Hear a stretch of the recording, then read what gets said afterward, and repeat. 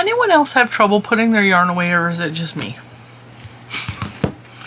Because this week, there's yarn all over the place in this room. And I need to put it all away because I can't stand a mess. And I'm in the midst currently of recording, editing, and uploading my videos for the coming week. So far I have Monday and Tuesday's videos up or recorded. But in doing Monday and Tuesday's videos, and also in doing the videos from the big sale, which is still going on. If you haven't watched that video, you should definitely go watch that video where I talk about what's on sale for the Premier Yarn sale, because the sale ends Sunday at midnight.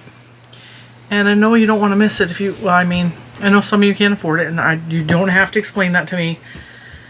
I get a lot of comments from people who I'm balling up yarn that I did a review on for Tuesday's video, so that I can put it back inside the ball and find some place to put it.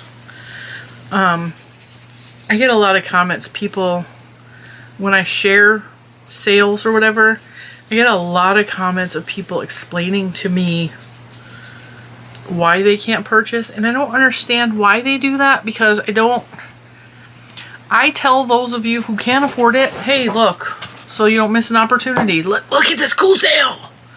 I don't want people to feel bad. And I don't want people to feel like they have to explain to me why they can or cannot afford anything. I don't check up on see if you purchase or not. I appreciate when you click I appreciate a lot when you click my links. It helps my family. It helps me run the channel immensely. I don't check up on you guys. I don't. And you don't have to ever explain, because I get it, you know? I know what that feels like. Before I had this channel, I couldn't afford to buy my own yarn either. Mr. Cinnamon had to fund that, so I get it, trust me. Now, I'm sitting here cleaning up. I'm like, let's have another weekend video, because why not? You know, why not, right? Which means I gotta move stuff onto my desk so I can put stuff away. I do have room on the shelves for some of this yarn. The problem is, some of the yarn I have been buying, like the stash goal bags, love them. But I've been making amigurumi with them, and it doesn't take up a whole lot of yarn, but then there's still a lot left over. So I have like a pile accumulating of amigurumi yarn. And I bought some more for review for this week. And so that is the issue that I'm having, is finding where to store the amigurumi specific yarn. Now, I have a bookshelf over here that you guys can't actually see. Actually, I'm going to turn you. You're going to have to look past the pile of things on my desk. Alright. So this bookshelf right here is mostly my amigurumi yarn. This whole shelf here is recent purchases within the past 2 months. And a lot of it's Joann's yarn, and there's some Hobby Lobby. There's a lot of Premier. Actually, this whole section here is Premier Yarns, and all this down here is Premier Yarns. Actually, that shelf's mostly Premier Yarns, with the exception of this rainbow yarn is Hobby Lobby. There's 5 skeins of Hobby Lobby. Below that, which you can't see because the amigurumi are in the way, this shelf is all Joann's. This shelf is a hodgepodge of yarn. So if I clean that off, I could fit most of, not all of, the fat chunky yarns, but also this shelf here, the top shelf up here is yarn that I'm not using, and I don't know that I'm going to use it. So there's 2 skeins of purple leftover velvet yarn, Bernat velvet, from the turtle I made for my niece. There is enough Bernat, what is that yarn? Let me go see.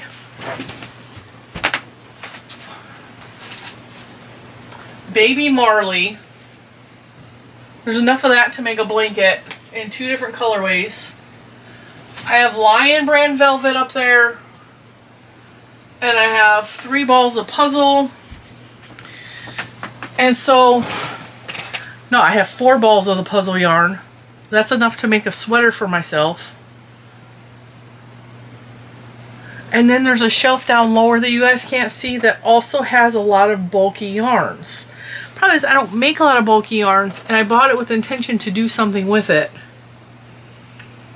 There's Serenity, there's vintage Serenity down there. That's the Serenity Marl, the big giant balls of the tricolored. It's been on my shelf for a long time. There's Forever Fleece down there, and I just don't know if I'm going to use any of it. And that's the problem. Because I would like to have an open discussion, okay? You guys can comment whatever you want below, just be respectful, okay? I go through these waves, we'll call them. Hyperfixations are another thing you could call them. And I make the same thing a bunch. And it's not ever the same pattern a bunch, but I get into, like, when I first started the channel, I had a couple of channels say, go watch Cinnamon Stitches. She's known for making her shawls. All she makes is shawls. That's all I knew how to make, was shawls and blankets. So when I started, yeah, that was my thing. It's like I made shawls because I could estimate I could make 3, if I had 3 balls or 3 skeins of yarn, I could make a shawl guaranteed. Alright, was the shawl going to fit my body? No. But I knew that I could make a shawl out of that. And there's 8 million patterns for shawls on the internet. And my favorite designer, Lilo N Stitches, made a bunch of shawl patterns. I made almost all of her shawls. So shawls were easy. Shawls were easily understandable, easily adjustable. They worked up kind of fast. So yeah, and I donated a ton of shawls over the years. A ton. Okay, and then for a while there, I was making I've been making wearables for a long time. And I love making wearables, but I don't wear them. Truth be known, I make beautiful wearables like this dress. I had it on twice now, but I don't wear them. This one I probably will wear more than, like, I'm probably never going to wear the shawl, but it's too beautiful. I can't get rid of it. So I make a lot of wearables, and I like making wearables because my favorite reason to make wearables is because I get to make other people feel beautiful. And that's always been a thing for me. Like, I've always prided myself on, I can show women of all sizes, men too. I mean, the men can make my stuff too. I mean, just pick a color that you like, and all of my stuff can be altered to man, woman, child, does not matter. All of my patterns. And I pride myself in teaching you guys how to make wearables that makes you feel good about yourself and makes you want to wear them and all that. But I'm also really hot all the time, and so I don't generally wear anything that I make because I'm hot all the time. So I love doing that, and that's become like a work thing. That's like a Cinnamon Stitches thing, whereas Jen has become obsessed with amigurumi lately, as you can tell by the background. And if you saw my desk, 1, 2, 3, 4, 5, 6, 7, 8, 9, 10, 11, 12, 13, 14, 15, 16. There's 17 amigurumi just on my desk. Not including the however many's back here. And they're hidden in, like, they're everywhere. They're spreading. And that's a Jen thing. That's separate from Cinnamon Stitches. I still show you what I'm making, but, like, that's very much a Jen thing right now. That's my current hyperfixation. And I think the reason I do it is because the way my brain works is I need to learn as much as I can about the thing I'm doing. I did it with photography. I read hundreds of books on photography. I read outdated books for film photography to learn the technique so that I can make my digital photography better. Absolutely helped. I watched countless videos. I took classes. I did all kinds of stuff. And then I kind of did the same thing when I learned to crochet, is I ingested as much information as I could. I read books, I read magazines, I read patterns, I read patterns I couldn't understand. I watched countless videos. I watched videos on all the different reviews of yarn so I can learn about the yarn. Like, I head over heels go into things. I want to learn everything that I can about it just so that I know what I'm doing. And that's also an insecurity thing that I have to prove myself, so I have to do as much as I can to ingest the information so I know that what I'm talking about when I talk to somebody else about it. Because I'm insecure, I'm going to sound stupid. This is a Jen problem, okay? Then Bentley had to come in. He had to go to work. That door's not closing all the way because I have yarn in a bag right there that's just blocking the door. Now with the amigurumi, I am watching videos, reading patterns, listening to other people talk about what they're doing for markets, which I have no intention of ever doing markets. But I'm watching the market videos because it gives me ideas of what I can create, right? And I've been buying all these different types of yarns for amigurumi so that I can give a valued opinion on this works good for amigurumi. This one is not the best for amigurumi. This one is good, but you can't see the stitches. This one falls apart, like this one worms. This one's really hard to sew with. And these are all things I'm learning. And in learning that, I'm buying yarn for reviews. I'm buying excess of the yarn that I really like to work with so that I have options in colors so that I can literally make anything in the world that sparks interest, like a Pac-Man. Like a Pac-Man, okay? Had the yarn already. Figured out the pattern in about 30 seconds from looking at a picture on the internet. And this was just fun to do, right? Or to adjust a Frankenstein to be bigger, okay? So the problem with that is, where does the yarn go?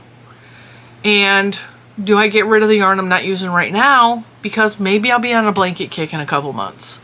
And I'm going to want all those big blanket yarns, so, or they're not blanket yarns, like the fat, bulky yarns, so I can whip up blankets in no time flat.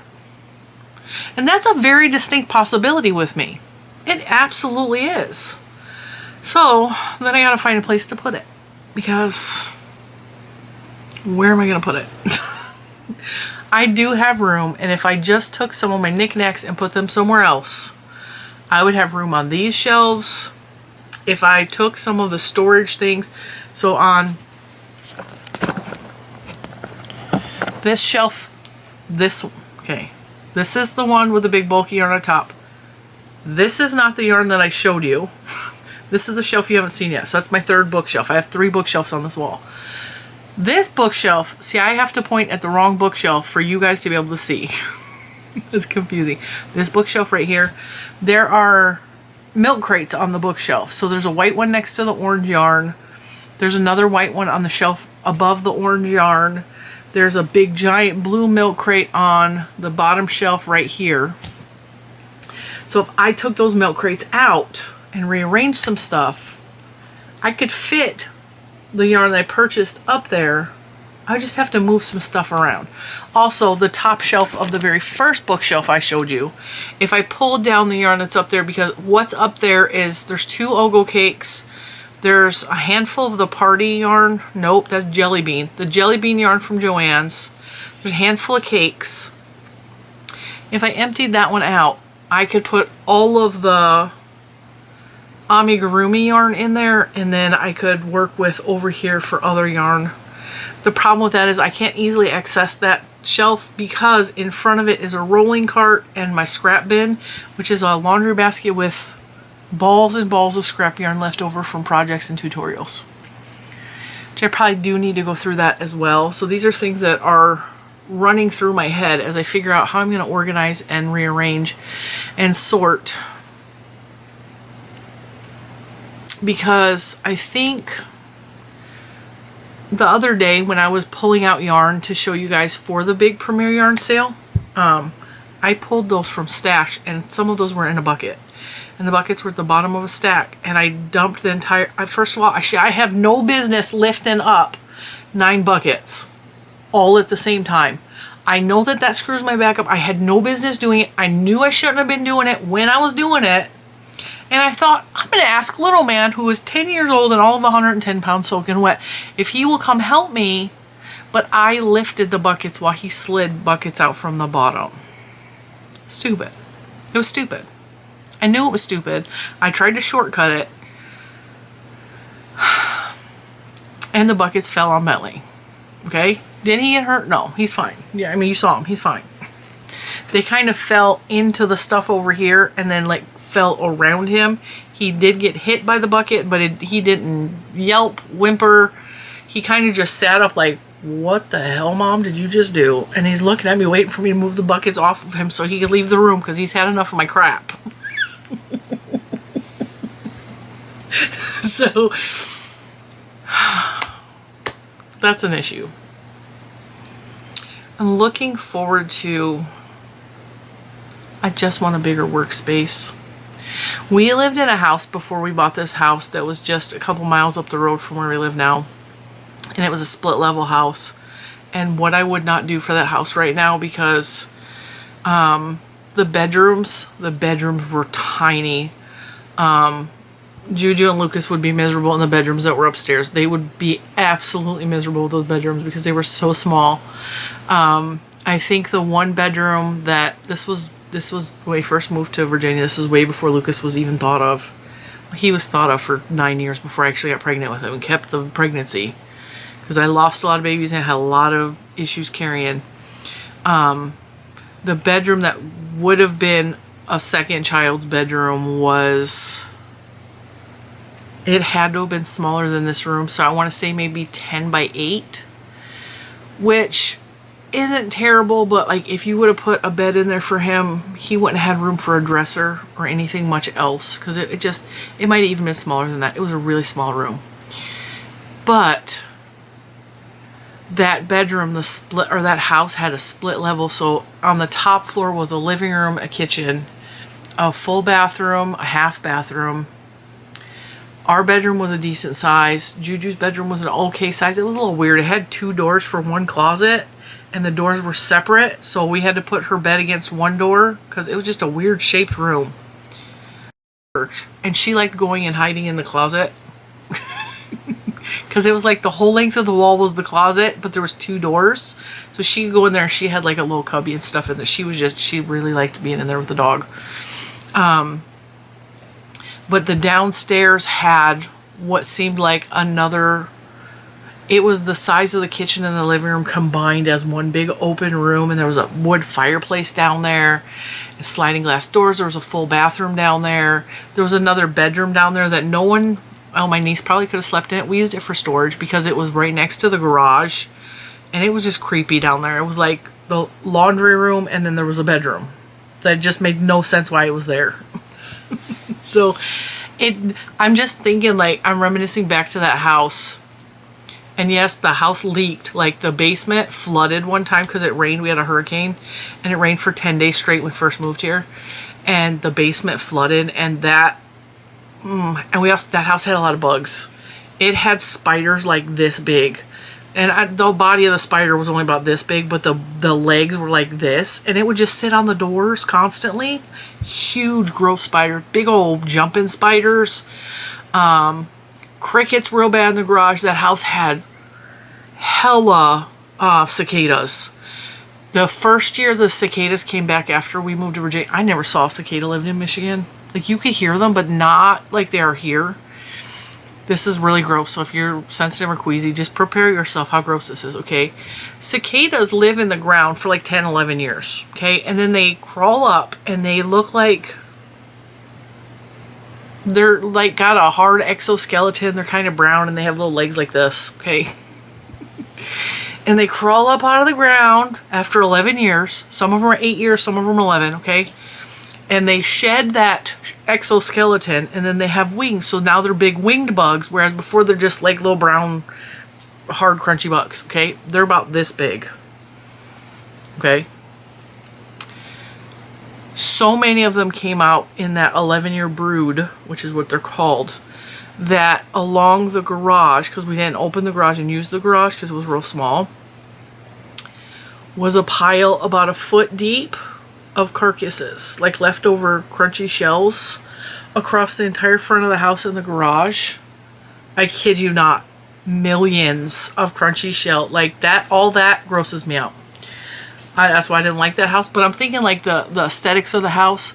Thinking that bottom room, I'm totally dreaming here. Like I'm imagining like I could have had a whole giant yarn wall on one wall, and then the equivalent of 20 feet on the other side of the room. I could have had, well, I did have, my desk was down there because I was doing photography at the time. And the desk was on this wall, the desk could be on that wall, and there was a window above my desk. I could look out the window and see the street, because even though that part of the house was partially underground, like the window was at ground level, and I could sit at my desk and look straight out the window. And one time I was sitting at that desk, I kid you not, a bald eagle, this was right after my uncle died, a bald eagle swooped down almost to the ground and then shot back up like this right in front of the window as I was sitting there. And I was like, okay, that's got to be like some sort of sign from Uncle PJ, because like that doesn't make any sense that that eagle just did that, because they're not, I've seen eagles, but I maybe see one a year. They're not everywhere, you know? And sometimes I'll go a couple years and not see a bald eagle. So just like that room would be so idyllic for an office, and it was downstairs, so it would be separate from like the rest of the goings on in the house. That kitchen was even a nicer kitchen. That was a rental house though, and that landlord was a jerk. He was real cool while we were living there and paying his bills, but when we told him we bought this house and we were leaving, we were moving out, we told him like, we will pay the rent until you find someone else to replace us. But we bought a house, and we told him we were buying a house, and he was happy for us until it was time for us to move out. And then all of a sudden he's keeping our deposit because of the said flood that I told him happened. He refused to do anything to like come repair. I was like, I got towels, I'll clean up the carpet, like, but it still smelled down there from the hurricane thing, and he's blaming me like it was my fault. I was like, dude, I told you the basement flooded. It was out to the center of the room, and he never... Anyway, he became a real problem. And then he kept, like, we had renters lined up. We had renters lined up to replace us. And then he called in a, what do they call that? We're the company, a management company for the property. Because he said he didn't want to deal with it no more. So he calls in this management company who all of a sudden, oh no, they got to do X, Y, and Z before I'll even consider accepting their application. And like, these people were ready to move in. They had the money up front. They were ready to go. It was an older couple. Like, not only was it an older couple, it was an older couple with her parents. It would have been perfect. They had everything. Nope. He was trying to screw us every which way he could. And then it's so funny because we purchased this house. We knew the house values. We looked at 15 houses and we knew what houses were going for. And we looked at a house that was almost identical to that house in layout in a different neighborhood. And we knew that house was valued at about $200,000. Okay, the house that we were renting at the time. And he's like, my mom's a lawyer and a real estate agent, and he printed off this thing saying that the house was worth $350,000 and he'll sell it to us instead of us buying this other house. And I literally looked at the flyer he printed off and I laughed. That is the most, that house is not worth $350,000. I don't care which way you try to stretch it. Not only that, before he had new tenants moved in, he had to replace the entire wall in the bathroom, the main bathroom. And I told him this too, and he didn't fix it. I couldn't use that shower because when the water hit the walls, it rained down on the washing machine in the basement. Like, poured. Like, there was no, like, the wall was not sealed at all. And the tile was really, really old tile. It needed to be replaced and it re-grouted and all that. And I told him that, and he's all, it's fine, just don't use that shower, I'll get to it. And he never got to it. And he was about our age. It's not like he was an older man who was just a shyster. He was just a jerk. He just... And then I came over one day because we'd already moved everything out and he was replacing the carpets, and like, we're in the process of trying to get somebody to replace us in the house. And went in the house and touched the railing. He had his toddler child with him. The entire railing up to the main level was sticky. I couldn't even touch it. And I was like, oh, what is on the handrail? He's, oh, my kid had grape jelly. Smeared it up and down the room. I'm like, oh my God. It was crazy. But man, that style, that shape of house would be perfect. Although I don't really want a multiple level house, and that's part of the problem. Because they don't make houses that are long and wide, you know, that take up land. They don't make houses like that anymore. I would really like an L-shaped house. Wouldn't that be cool? I'm totally pipe dreaming here, guys. Like an L-shaped house, and like in the main L area right there would be like the living room and the kitchen, and that's where everybody goes. And then on one wing could be like my office, or maybe even like an apartment area for Juju. And on the other side would be like me, Mr. Cinnamon, Lucas. Maybe a classroom on that side. If I was rich. If I was a rich girl, I'd have all the money in the world if I was a wealthy girl. And another thing I need to do, or not need to, but I want to. I'm gonna figure out what to do with some of these basic trendies that are not necessarily colors that I cling to, because these are absolutely like, I love those so much. These colors are a little bit bland for me, so I don't know what I want to do with. I worked up one of the colorways. You guys will see that on Monday. Actually, all I have left is 5 out of the 9 because I used all the rest. But these two are not my favorite colors. They're kind of... Alright, spot focus, turn off. There we go. So, I'm thinking about knitting up some hats. I think those would be really nice hats. And I know for a fact, from experience, that one skein makes a knit hat plus a crochet hat. So I could make 2 knit hats very easily with that. With those. And then I do show you guys on Monday, there's space back here behind this beautiful knit kit that I can put some, I could probably put the basics back there because there's room. And what's back there is acrylic yarn. So maybe I'll put that back there. Bentley, can you stop licking that? Stop. Leave it. Leave it. He has a wound on like the inner side of his thigh. And it just doesn't seem to be healing, and I don't know what he scratched out. It looks like claws like that almost, but it doesn't seem to be healing, and now he's licking it because it burns. We put medicine on it yesterday, but we also tried to put a bandage on it, and he took the bandage off. I might have to cone him. You want to be put in the cone of shame? The cone of shame! Oh, also... You guys remember when Joann's was closing and I bought those collapsible baskets? And then I complained that they were really cheaply made for the price that they were charging me. Even with a 40% off or whatever. These are perfect for yarn. Okay? These fold flat. They sell stuff like this at the Dollar Tree. They're just smaller. This is my Dollar Tree yarn. This is all of the chenille yarn for Dollar Tree. As you can see, I've been using it. I used that one too, but I put it back. And they stack on each other. I have one on my desk that I have, it's got the scrap leftovers from some of my projects recently. But, oh, I love these. I love these. So, I might have to go to the Dollar Tree and see if I can get some more of these, because these will stack. Like, I could stack them over there. I could stack them on my desk.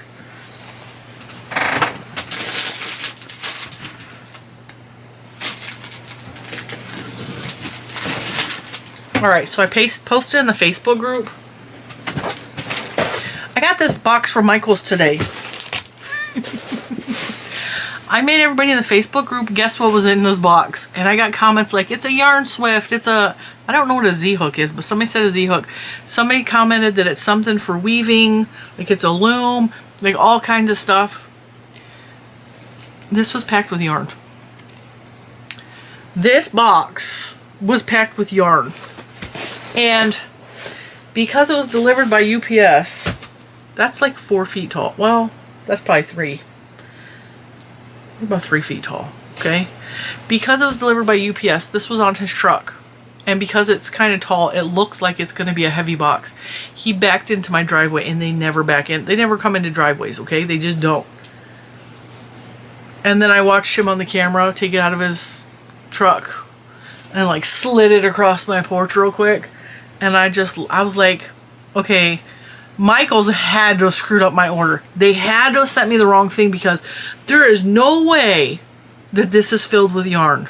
It was filled with yarn. Six skeins of yarn was in this box. I had to laugh. I was like, what are they even thinking with that box? And now I'm trying to think of, is there anything I could put back in that box to put in storage? And I don't think I have anything that would fit in that box for storage, but it's just funny. It's so silly. It's so silly. Like, Michaels is getting weird with their boxes. Although, do you guys remember when Joann's first started shipping? This was like a couple years ago. They first started really shipping, and they put everything in like the random boxes that they had. So there were several times I got like big giant boxes from Joann's with like this much product in it. And what's crazy about that is if a package is over a certain size, they charge you more to ship it.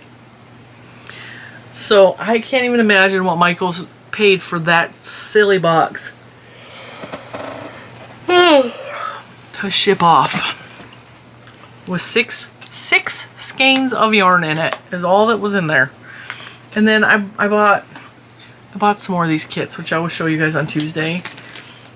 And I regret them, and I actually might return them. Those came in a different box entirely, and I got free shipping. So whatever they paid to ship that giant box from UPS, and then this other box through regular PS, the postal service, I don't even understand. But yeah, do not waste your money on not line brand, the loops and threads kits, the crochet kits. Don't waste your money on those. I thought because they released a whole new set of them that they would be a better quality yarn. They are all really, really bad polyester yarn in those kits. The chenille ones, at least the chenille was a good quality yarn. The other kits, the yarn is so bad. It's so bad. I just totally regret buying those kits because they're $10 each. And the yarn is probably 50 cents worth of yarn because the quality of the yarn is such garbage. It's such garbage. Matter of fact, I might, no, because I'm going to keep this one for sure because that looks like Ponyo. And I already have the yarn. And yeah, I could have got a kit like, a pattern like that for free on the internet. I could have. But that one looks more like Ponyo than any of the other dog patterns. Already have the yarn. And I think I'm just going to chalk it up to a loss at this point. Don't waste your money on those kits. Don't do it. There are so many free patterns similar to the ones that Premier Loops and Threads are putting out there. There are so many designers, videos, tutorials, written out patterns for free in blogs, patterns that cost you $2 and $3 for stuff like that. Don't buy those kits. The yarn in them are not worth the money. You can go to the dollar store. I'm going to tell you right now. You get $5 worth of yarn and a free pattern and you can make something that's probably cuter. I'm so disappointed with those kits. And I've been doing the research on crochet kits, amigurumi kits specifically. I know that those are garbage. And they're charging $10. Did I pay $10? No, I used a 30% off coupon because I don't buy nothing retail. But oh my god, that price is like, it's bad. Did I ever open this one? I'm wondering if the Hobby Lobby kit yarn is any better. And I don't remember if I tested it or not.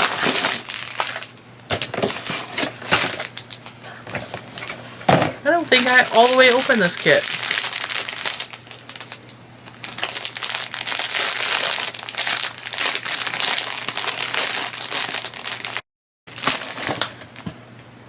It's the same yarn.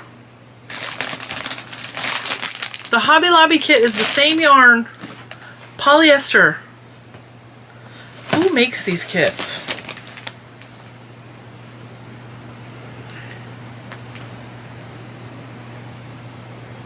Made in China. It is probably the same manufacturer.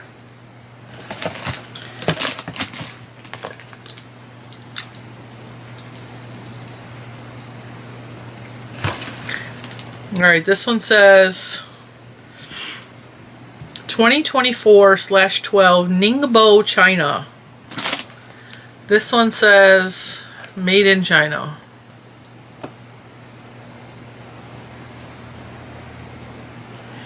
%100% polyester yarn.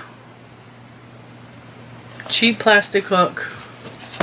The hook is different. The hook is different. The hook looks cheaper. That yarn is gross. This kit, however, was only $4.99 from Hobby Lobby. And if you get it on the days where it's 40% off, yeah. It is the same garbage yarn. That's too bad. I was really looking forward to making that little doggy.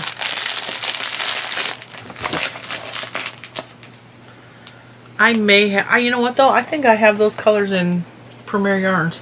I know for a fact I have this tan color from Lion Brand. I have a pound of love in that color. And I have white. I have a big ball of white, and I think it's the big twist yarn.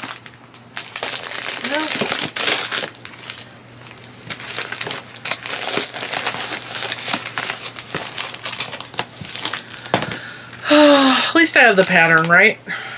Oh, what?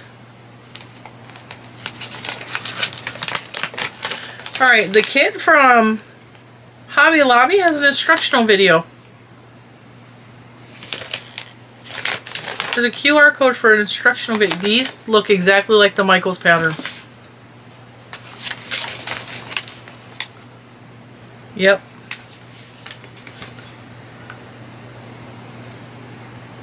Need help? Email us at help@askacrafter.com. I don't think Michaels has either of those.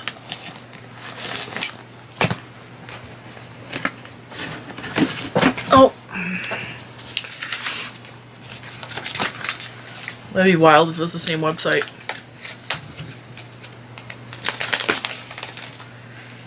Yeah, this is written out the same exact way as the Hobby Lobby one. It's just a different color. And there's not a QR code. Email us at help@askacrafter. It is the same kit relabeled.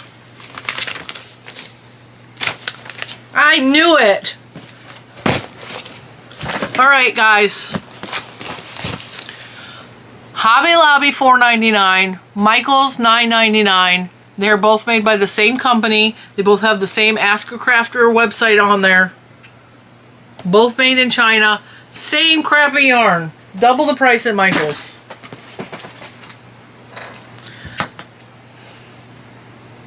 See, if I wouldn't have made an extra weekend video, y'all never would have knew this. Because I would not have looked at that. Now I'm even more irritated.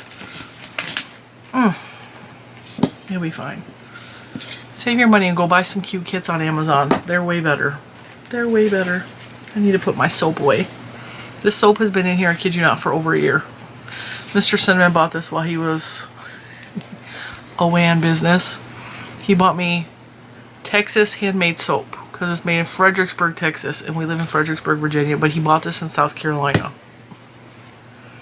It smells really good.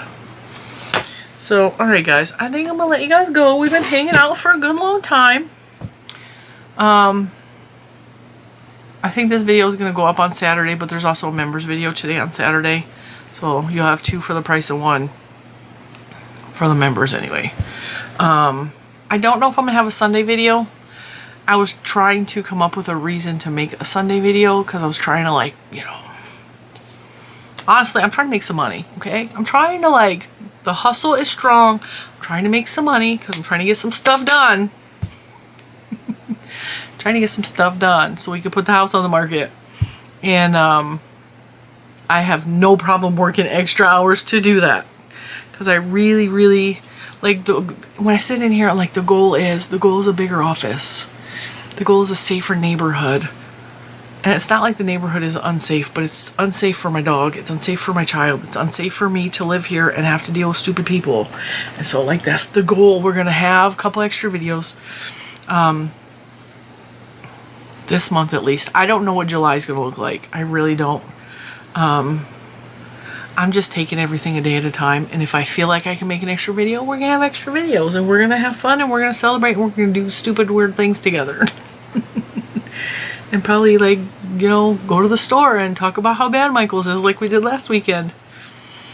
I had a couple people slightly offended by that Michael's video because their Michael's store is fantastic.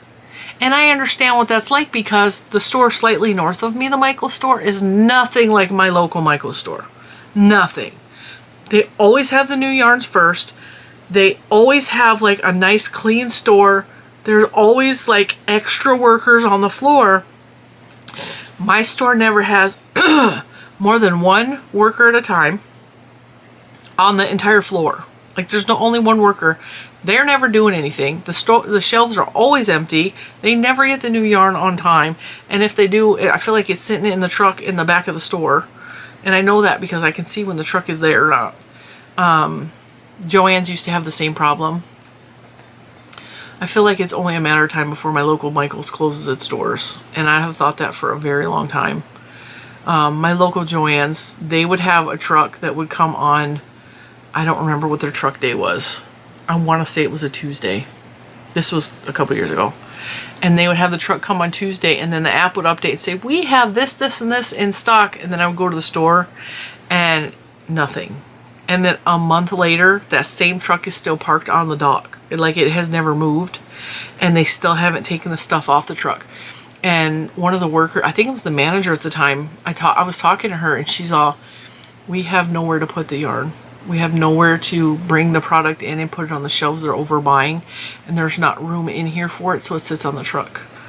And I'm like, it's been 6 weeks since I've been waiting for the thing that I ordered. 6 weeks for it to come off of the truck and come in the store and go into my order. It's just crazy. It was just crazy. But I feel like my local Michael's is going that same route. And wherever we move, I just hope there's a really good craft store nearby. Because otherwise I gotta drive. I mean, I don't mind driving to go to places, but for a while there I had like this perfect world and this perfect little bubble. We had in our city, within a 30-minute drive from my house, and most of it was only 15 minutes away. We had Michael's, AC Moore, Hobby Lobby, and Hobby Lobby and AC Moore were across the road from each other. Michael's was up the road on the same set of area, and then Joann's was a little ways up the road. It was like so perfect. And then AC Moore went away, Joann's is gone, Michael's is on its way out the door, and I really don't like Hobby Lobby. I really don't. I noticed a couple years ago that I would buy yarn from Hobby Lobby from the clearance sales and it would sit, and I never got around to using it. I have a whole bucket down there of the last clearance sale that I shopped at, and I haven't touched any of it. And a lot of it ended up in mystery boxes on the channel because I never got around to using it. I prefer Premier Yarns. I prefer, you know, I have my preferences for yarn. Hobby Lobby is not it. And there's nothing wrong with Hobby Lobby. They have beautiful yarn. They have beautiful colorways of yarn. And I have some that are so beautiful and I just don't know what to do with them. So they sit. And then they sit. And then they sit. The good thing about Hobby Lobby though is if you buy yarn 3 years ago, there's a good chance that you could go today and still get the same yarn off the shelf to finish your project if you ran out, because they don't change over inventory very frequently. And that's the bad thing about a lot of other stores, is like they're constantly flipping the inventory. So unless you buy a yarn that's been around for 150 years, if you run out of yarn, you're probably screwed. And you're gonna have to pay $20 for somebody else's old stash yarn, you know. So anyway, I'm gonna let you guys go so that I can get this video up in a timely manner, so you guys actually have a video on Saturday. And like I said, I don't know if there's gonna be a Sunday video. I'm not planning on it right now, but Monday makes videos really good. I made some beautiful things. I played with the new trendy yarn. I made a couple of amigurumi, and I showed you a glimpse, but like I made way more than that. And then Tuesday we're gonna have an unboxing of the yarn that came in that really long box. And the craft kits I kind of already showed you, but like I recorded that video before I realized that the Loops and Threads kits is exactly the same as the Hobby Lobby kit for double the price. I'm a little perturbed by that. Wild. But it is what it is. We'll see you guys in the next one, whenever that is. I hope you have a fantastic, restful, or joyful weekend. Like, whatever it is that you want it to be, I hope that that's what your weekend is. I wish you health and happiness and peace, because those three things are so, so important. And even if you don't have health, I hope you have peace about it. And if you don't have happiness, I hope you find happiness soon. And know that someone in this world cares about you as a person, and I'm thinking of you, and I'm sending you light and love, and I will see you then. Bye guys.